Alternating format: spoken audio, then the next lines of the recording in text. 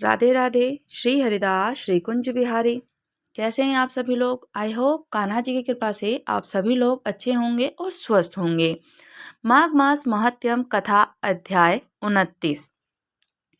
श्री राम जी ने भगवान शंकर जी को प्रणाम करके वहां से चल दिए और ऊपर ही ऊपर जब वो पुष्कर तीर्थ के सामने पहुंचे तो उनके विमान की गति रुक गई थी।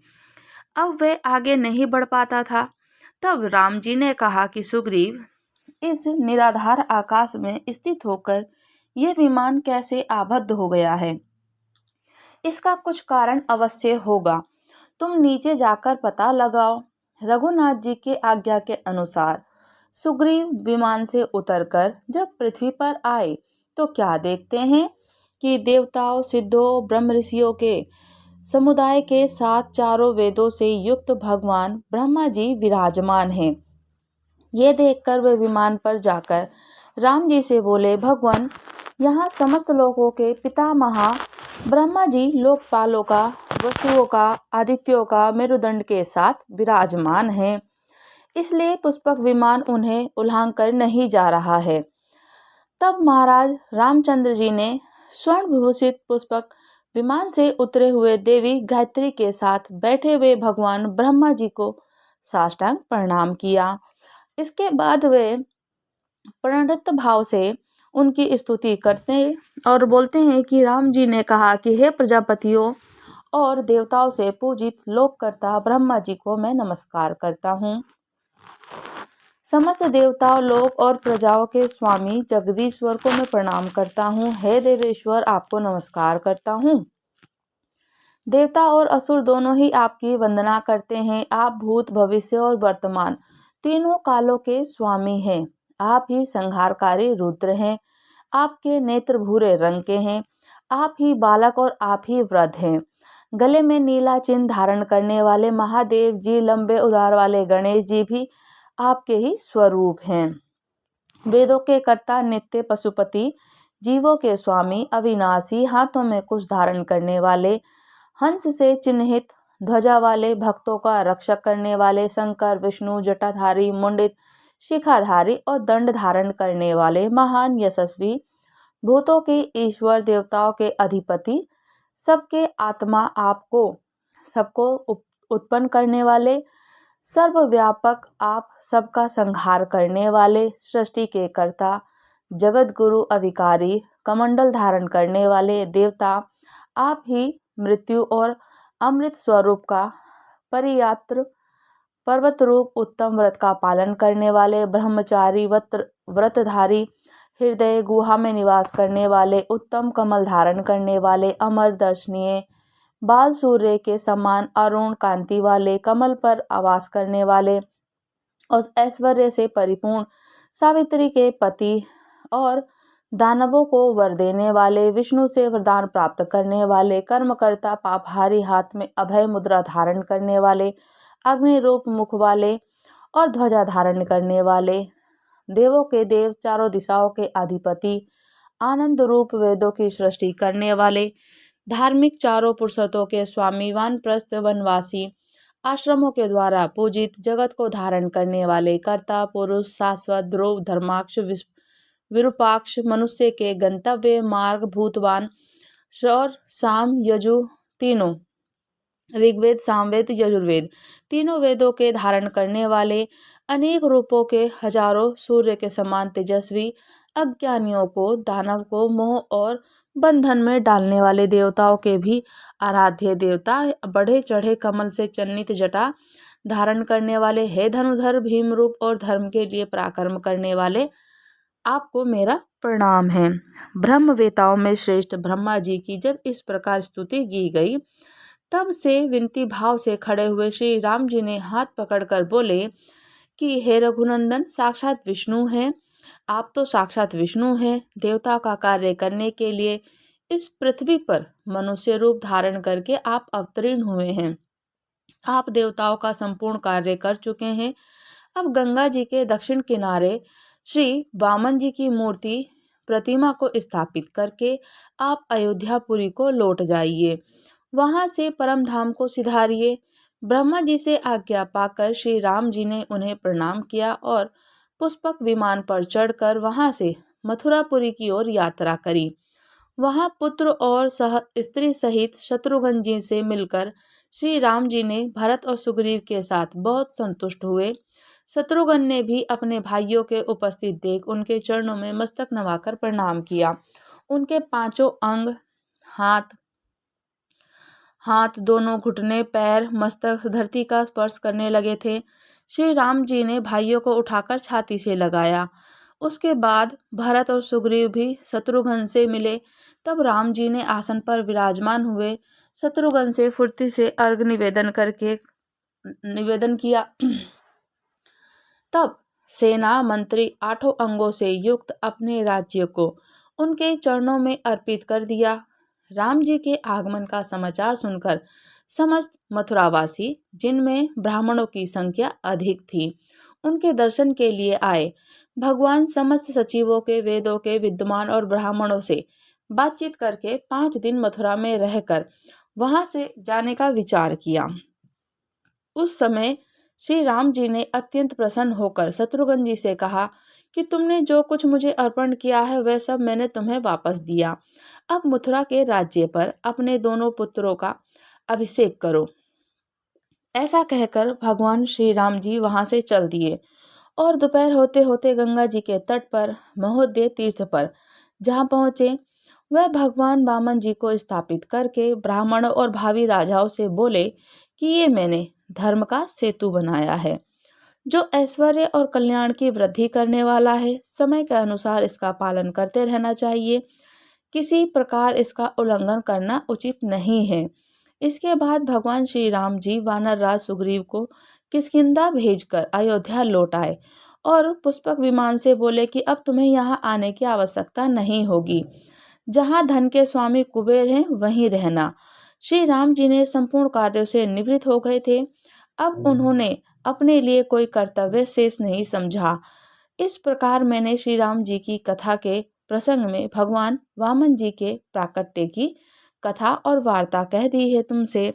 आगे क्या सुनना चाहते हो? मैं पुराणों को, इतिहास को बताने में बड़ा ही उत्सुक हूँ। जगत कल्याण के लिए कोई भी कार्य पूछा जाए और संसार को सुख देने के लिए आप ठाकुर जी की चर्चा, अर्चा, पूजा, विधि, तप, जप, होम करते हैं तो उनको बहुत प्रसन्नता होती है।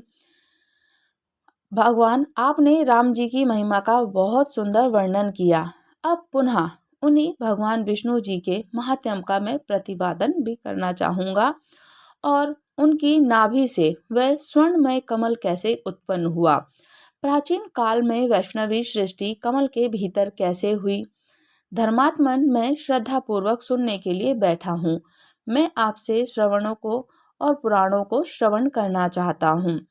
आप मुझे भगवान नारायण जी का यश अवश्य बताइए। पुलस्त्य जी ने कहा कि हे कुरुश्रेष्ठ, तुम उत्तम कुल में उत्पन्न हुए हो। तुम्हारे हृदय में जो भगवान नारायण जी के सुयश के कीर्ति की और सुनने की उत्कंठा है, तो ये उचित ही है। पुराणों में जैसा वर्णन किया गया है, देवताओं के मुख से जैसा सुना गया है, देदीप्यमान व्यास जी ने अपनी तपस्या से देखकर जैसा बताया है, वे अपनी बुद्धि के अनुसार मैं तुमसे कहता हूँ। यह विश्व परम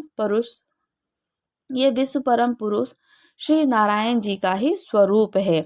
इसे मेरे पिता ब्रह्मा जी भी ठीक ठीक नहीं जानते हैं, फिर मैं दूसरा कौन सा जान सकता हूँ भला। वह भगवान नारायण जी के महर्षियों के गुप्त रहस्य, सब कुछ देखने और जानने वालों के परम तत्व, आध्यात्मवेताओं के अध्यात्म, अधिदेव और अधिभूत हैं। वे ही परम ऋषियों के परब्रह्म हैं। वेदों में प्रतिपादित यज्ञ उनका स्वरूप है। विद्वान पुरुष उन्हीं को तप मानते हैं जो कर्ता, कारक, मन, बुद्धि, क्षेत्रज्ञ, प्रणव पुरुष, शासन करने वाले आदित्य समझे जाते हैं। जो 5 प्रकार के प्राण, अपान, व्यान, उदान और सम्मान, ध्रुव और अक्षर तत्व हैं, वो ही परमात्मा अनेक प्रकार के भावों के द्वारा प्रतिपादित होते हैं। वही प्रब्रह्म है और वही भगवान सबकी सृष्टि के संहारक हैं और वही सबका संहार करते हैं। उन्हीं आदि पुरुष का हम लोग यजन भी करते हैं। जितनी कथाएं हैं, जो जो श्रुतियां हैं, जिसे धर्म कहते हैं, जो कि धर्मपरायण पुरुष है, वो विश्व के स्वामी हैं। वो सब भगवान नारायण जी के स्वरूप माने जाते हैं, जो सत्य है, जो मिथ्या है, जो आदि है, जो मध्य है, जो अंत है, जो समारहित है, भविष्य है, चर अचर प्राणी है, अतिरिक्त और जो कुछ भी वस्तु है, वह सब भगवान श्री हरि नारायण ही हैं। हे कुरुनंदन, 4000 दिव्य वर्षों का सतयुग कहा जाता है कि 4000 दिव्य वर्षों का सतयुग है। उसकी संध्या और संध्यांश 800 वर्षों के माने जाते हैं। उस युग में धर्म अपने चारों चरणों से मौजूद रहता है और अधर्म एक ही पैर से स्थित होता है। अब उस समय मनुष्य सर्वधर्म परायण और शांत होते हैं। सतयुग में सत्य, पवित्रता और धर्म की वृद्धि होती है। श्रेष्ठ पुरुष जिसका आचरण करते हैं वही कर्म और समय सबके लिए कारण बताया जाता है। सतयुग में जन्म से लेकर धार्मिक अथवा नीच कुल में उत्पन्न सभी मनुष्यों का ऐसा ही धर्म अनुकूल बर्ताव होता है। त्रेता युग का मान 3000 दिव्य वर्ष बताया गया है। उसकी दोनों संध्याएं 600 वर्ष की होती हैं। उस समय धर्म 3 चरणों से और अधर्म 2 पैरों से स्थित रहता है। उस समय में सत्य, सोच का पालन, यज्ञ आदि का अनुष्ठान होता है। त्रेता में चारों वर्णों के लोग केवल लोभ के कारण विकार को प्राप्त होते हैं। वर्ण धर्म में विकार आने से आश्रम में दुर्बलता आ जाती है।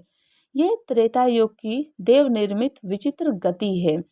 द्वापर में 2000 दिव्य वर्षों का होता है। इसकी संध्या की उपासना मान 400 वर्ष को बताया जाता है। उस समय के प्राणी रजोगुण से अभिभूत होने के कारण अधिक अर्थपरायण, शठ दूसरों की जीविका नाश करने वाले और क्षुद्र होते हैं। द्वापर में धर्म 2 चरणों से और अधर्म 3 पदों से स्थित रहता है। दोनों संध्या और सहित कलयुग का मान 1100 दिव्य वर्ष है। कलयुग का मान 1100 वर्ष दिव्य होता है। ये क्रूरता युग है। इसमें अधर्म अपने चारों पदों से, धर्म एक ही चरण से स्थित रहता है। उस समय मनुष्य कामी, तमोगुणी और नीच होता है। इस युग में कोई साधक, साधु, सत्यवादी नहीं होता। लोग नास्तिक होते हैं। ब्राह्मणों के प्रति उनकी भक्ति नहीं होती। सब मनुष्य अहंकार से वशीभूत होते हैं और उनमें प्रेम और बहुत ही कम हो जाता है। कलयुग में ब्राह्मणों के आचरण शूद्रों के से हो जाते हैं। आश्रमों का ढंग भी बिगड़ जाता है। जब युग का अंत होने को आता है तो उस समय वर्णों को पहचानने में भी संदेह हो जाता है। कोई मनुष्य किस वर्ण का है ये समझना कठिन हो जाता है। ये 12,000 दिव्य वर्षों का एक चतुर्युग यानी चौकड़ी कहलाता है। इस प्रकार 1000 चतुर्युग बीतने पर ब्रह्मा जी का एक दिन होता है केवल। जब 1000 वर्ष बीत जाते हैं तब ब्रह्मा जी का एक दिन माना जाता है। इस प्रकार ब्रह्मा जी की आयु जब समाप्त हो जाती है तब काल संपूर्ण प्राणियों के शरीर की आयु पूरी हुई जान जगत का संहार करने के लिए महाप्रलय आरंभ करता है। योग शक्ति संपन्न सर्वस्वरूप भगवान नारायण सूर्य रूप होकर अपनी प्रचंड किरणों से समुद्र को सोख लेते हैं और श्री हरि बलवान वायु का रूप धारण करके सारे जगत को कांपते हुए प्राण, अपान और सम्मान आदि के द्वारा आक्रमण करते हैं और घ्राणेन्द्रिय का विषय घ्राणेन्द्रियों पार्थिव शरीरीय गुणों पृथ्वी में समा जाता है। रसनेन्द्रिय उसका विषय रस और स्नेह, जल के गुण जल में लीन हो जाता है। नेत्रेंद्रिय उसका उसका विषय है रूप और मंदता, पटुता नेत्र गुण अग्नि तत्व में प्रवेश कर जाते हैं और उसका विषय सर्प और चेष्टा आदि वायु के गुण में वायु से समा जाता है। श्रवण इंद्रिय उसका विषय है जो कि उसका विषय है शब्द जो भी सुनने की क्रिया होती है उसको आकाश में विलीन हो जाते हैं, सुनने की क्षमता भी। इस प्रकार काल रूप भगवान एक ही मुहूर्त में संपूर्ण लोकों की जीवन यात्रा नष्ट कर देते हैं। मन, बुद्धि, चित्त और क्षेत्रज्ञ ये परमेष्ठी ब्रह्मा जी में लोन ही और हो जाते हैं। ये ब्रह्मा जी में पूरी तरीके से समा जाते हैं और ब्रह्मा जी भगवान ऋषिकेश में लीन हो जाते हैं। पंच महाभूत भी उस समय अमित तेजस्वी त्रिभुवन में प्रवेश कर जाते हैं। सूर्य, वायु, आकाश नष्ट हो जाने पर, सूक्ष्म जगत के भी लीन हो जाने पर अतिम अमित पराक्रमी सनातन पुरुष भगवान श्री हरि नारायण सबको दग्ध कर अपने में समेटकर अकेले ही उनके सहन युग की एकावनत के जल में शयन करते हैं। उन अव्यक्त परमेश्वर के संबंध में कोई व्यक्त जीव ये नहीं जान पाता कि पुरुष रूप कौन है। उन देव श्रेष्ठ के विषय में उनके सिवा दूसरा कोई है ही नहीं और दूसरा कोई कुछ नहीं जानता। भीष्म, एक समय की बात भी सुन लो। महामुनि मार्कंडेय जी को एकवर्ण के जल में शयन करने वाले भगवान कौतूहल के वश में अपने मुंह में लील गए थे। कई हजार वर्षों की आयु वाले महर्षि भगवान के ही उत्कृष्ट तेज से उनके हृदय में तीर्थ यात्रा के प्रसंग में विचरते हुए पृथ्वी के समस्त तीर्थों में घूमते फिरते अनेकों पुण्य तीर्थ के जल से युग और वन अनेक प्रकार के आश्रम उन्हें दृष्टिगोचर हुए। उत्तम दक्षिणाओं से संपन्न यज्ञों के द्वारा यजन करने वाले यजमान, यज्ञ में सम्मिलित सैकड़ों ब्राह्मणों को भी उन्होंने भगवान के उदर में देखा। वहाँ ब्राह्मण आदि सभी वर्णों के लोग सदाचार में स्थित हैं। चारों ही आश्रम अपनी अपनी मर्यादा में स्थित है।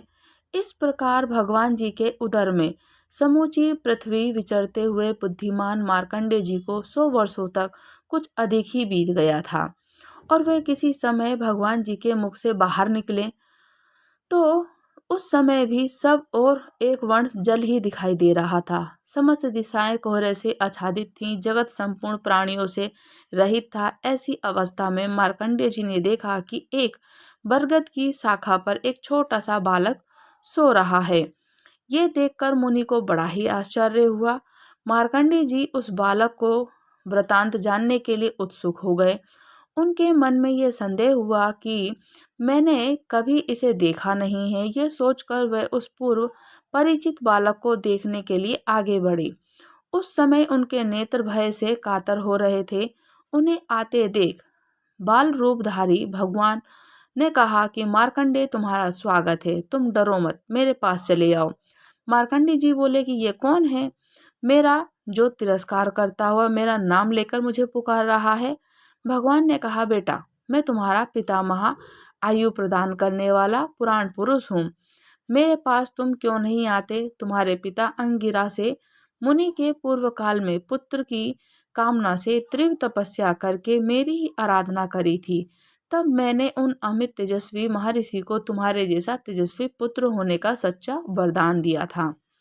यह सुनकर महातपस्वी मार्कंडेय जी का हृदय प्रसन्नता से भर गया। उनके नेत्र आश्चर्य से खिल उठे और वह मस्तक पर अंजलि बांधे नाम और गोत्र का उच्चारण करते हुए भक्ति पूर्वक भगवान को नमस्कार करने लगे और बोले, भगवान, मैं आपकी माया को यथा रूप से जानना चाहता हूँ और इस एकावण के बीच आप बाल रूप धर कर कैसे सो रहे हो? श्री भगवान हरिनारायण ने कहा कि ब्राह्मण, मैं नारायण हूँ, जिन्हें हजारों मस्तकों और हजारों चरणों से युक्त बताया जाता है। वह विराट परमात्मा मेरा ही स्वरूप है। मैं सूर्य के समान वर्ण वाला तेजोमय पुरुष हूँ। मैं देवताओं को हविष्य पहुँचाने वाला अग्नि हूँ। मैं ही 7 घोड़ों के रथ वाला सूर्य हूँ। मैं ही इंद्र पर प्रतिष्ठित होने वाला इंद्र और ऋतुओं में परिवस्तर होने वाला संपूर्ण प्राणी में समस्त देवता में मेरे ही स्वरूप हैं। मैं सर्पों में शेषनाग और पक्षियों में गरुण हूँ। संपूर्ण भूतों का संहार करने वाला काल भी मुझ में ही समझना चाहिए और समस्त आश्रमों में निवास करने वाले मनुष्यों का धर्म और तप मुझे ही समझना चाहिए। मैं दया पारायण, धर्म और दूध से भरा हुआ महासागर हूँ। जो सत्य स्वरूप परम तत्व है वो मैं ही हूँ। एकमात्र ही प्रजापति हूँ। एकमात्र ही सांख्य, एक मैं ही योग हूँ, ये मैं ही परम पद हूँ। यज्ञ क्रिया ब्राह्मणों का स्वामी मैं ही हूँ। मैं ही अग्नि, मैं ही वायु, मैं ही पृथ्वी आकाश और जल समुद्र नक्षत्र दसों दिशाओं में मैं ही हूँ। वर्षा सोम मेघ भविष्य उन सबके रूप में मैं हूँ। क्षीर सागर के भीतर और समुद्रगत के अंदर भी मैं ही हूँ। मैं ही अग्नि होकर सारा जल सोख लेता हूँ। मैं ही सूर्य हूँ। मैं ही परम पुरातन सबका आश्रय हूँ। भविष्य में मैं सर्वस्त्र हूँ, प्रकट होऊंगा और भावी संपूर्ण वस्तुओं की उत्पत्ति मुझसे ही होती है। संसार में तुम जो कुछ देखते हो, जो कुछ सुनते हो, जो कुछ अनुभव करते हो, उन सबको मेरा ही स्वरूप समझो। वो मैं ही हूँ। मैंने ही पूर्व काल में विश्व को सृष्टि की थी। आज भी मैं ही करता हूँ। तुम मेरी ओर देखो मार्कंडेय। मैं ही प्रत्येक युग में संपूर्ण जगत की रक्षा करता हूँ। इन सारी बातों को तुम अच्छी तरह से समझ लो। यदि धर्म के सेवन और श्रवण की इच्छा हो तो मेरे उदर में रहकर सुखपूर्वक विचरो। मैं ही एक अक्षर का हूँ। मैं ही 3 अक्षर का मंत्र हूँ और मैं ही एक अक्षर का मंत्र हूँ। ब्रह्मा जी भी मेरे ही स्वरूप हैं। धर्म अर्थ काम रूप ऋग्वेद और ये सब वर्ग मेरे ही हैं। मैं ही ओंकार स्वरूप परमात्मा हूँ। जो सबको तात्विक दृष्टि प्रदान करने वाला हूँ, वो मैं ही हूँ। इस प्रकार से कहते हुए उन महाबुद्धिमान पुराण पुरुष परमेश्वर ने महामुनि मार्कंडेय जी को तुरंत ही अपने मुख में ले लिया। फिर तो वो मुनि श्रेष्ठ भगवान के उदर में प्रवेश कर गए और नेत्र के सामने एकांत स्थान में धर्म श्रवण करने की इच्छा से बैठ गए। अविनाशी हंस भगवान के पास उपस्थित हुए। भगवान हंस अविनाशी और विविधधा शरीर को धारण करने वाले, चंद्रमा और सूर्य से रहित प्रायकालीन एक वर्ण के जल में धीरे धीरे विचरते हुए तथा जगत की सृष्टि करने वाले को संकल्प लेकर विहार करते हैं। और विमलमती महात्मा हंस ने लोक रचना का विचार किया। उस विश्व रूप परमात्मा ने विश्व का चिंतन किया, भूतों की उत्पत्ति के विषय में सोचा और उनके तेज से अमृत के समान पवित्र जल का प्रादुर्भाव हुआ। अपनी महिमा से कभी अच्युत न होने वाले सर्व लोक विधाता महेश्वर श्री हरि नारायण ने उस महान जल में विधिवत जल क्रीड़ा की। फिर उन्होंने अपनी नाभि से एक कमल उत्पन्न किया जो अनेकों रंगों के कारण बड़ी शोभा पा रही थी। वे स्वर्णमय कमल और सूर्य के समान तेजोमय प्रतीत होता था। मानो कि इस प्रकार से देख करके आंखें ही चौंधिया जाती। समस्त देवी देवताओं की आंखों में ही छा जाता कि इतनी शक्ति थी, इतना तेज था, इतना बल था कि देख नहीं पा रहे थे। तो ठाकुर जी की ऐसी अनंत लीला है। ठाकुर जी ही सर्वस्त्र हैं। ठाकुर जी स्वयं ही संहार करते हैं, स्वयं ही सृष्टि करते हैं। ठाकुर जी का नाम मंत्र उच्चारण करना एक, ठाकुर जी एक अक्षर के भी हैं, ठाकुर जी 3 अक्षर के भी हैं, महामंत्र में भी हैं, जप तप होम हर जगह कण कण में ठाकुर जी हैं। तो ठाकुर जी का पूजन, नाम जप होम, तिल का दान करना, तिल का स्नान करना, तिल से उपटन लगाना, तिल का सेवन करना अनंत अनंत प्रिय है।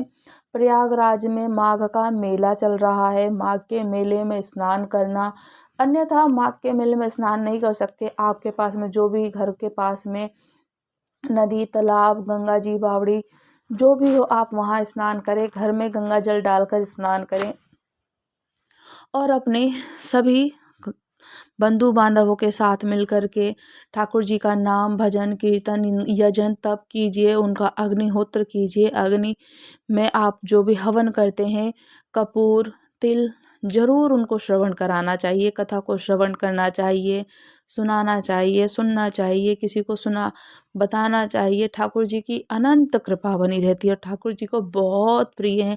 ठाकुर जी के दिवस बहुत सारे मास है, जैसे कि वैशाख कार्तिक फागुन चैत और ये कार्तिक वैशाख माघ अघन।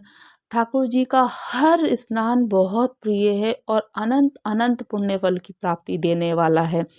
तो ठाकुर जी की जो असीम कृपा पाना है, असीम कृपा बनी रहे। ठाकुर जी प्रसन्नचित रहें। ठाकुर जी की हमारे पर कृपा बनी रहे। हमारे सर की हर मनोकामना पूर्ण होती रहे। तो ठाकुर जी की अनंत कृपा पाने के लिए ठाकुर जी का नाम उच्चारण अवश्य करना चाहिए।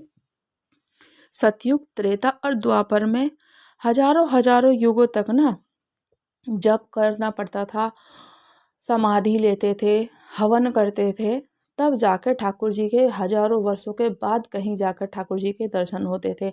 अब कलयुग का समय ठाकुर जी ने इतना प्रसन्न है कि कलयुग के समय में आप नाम के मंत्रों का उच्चारण कर लें तो ठाकुर जी प्रसन्न हो जाते हैं, ठाकुर जी की कृपा बनती है। तो कलयुग के समय में हम थोड़ा सा भी नाम जप, होम जप कर लेते हैं, माला कर लेते हैं तो ठाकुर जी की अनंत कृपा बरसती है और हमारे हर काम जो भी नहीं हुए होते हैं या अटक रहे होते हैं या कुछ भी है तो ठाकुर जी से अपना हम उनसे बोलते हैं कि ठाकुर जी हमारा ये काम है, करना है। ठाकुर जी वो काम हमारे अवश्य पूर्ण करते हैं। माघ मास महात्म्य अध्याय 29 समाप्त हुआ। राधे राधे। श्री हरिदास श्री कुंज बिहारी। अगर आप लोग हमारे चैनल पर नए हैं तो चैनल को लाइक शेयर सब्सक्राइब करना बिल्कुल ना भूलें और मुझे कमेंट्स करके ज़रूर बताइएगा कि आपको चर्चा कैसी लगी। राधे राधे। श्री हरिदास।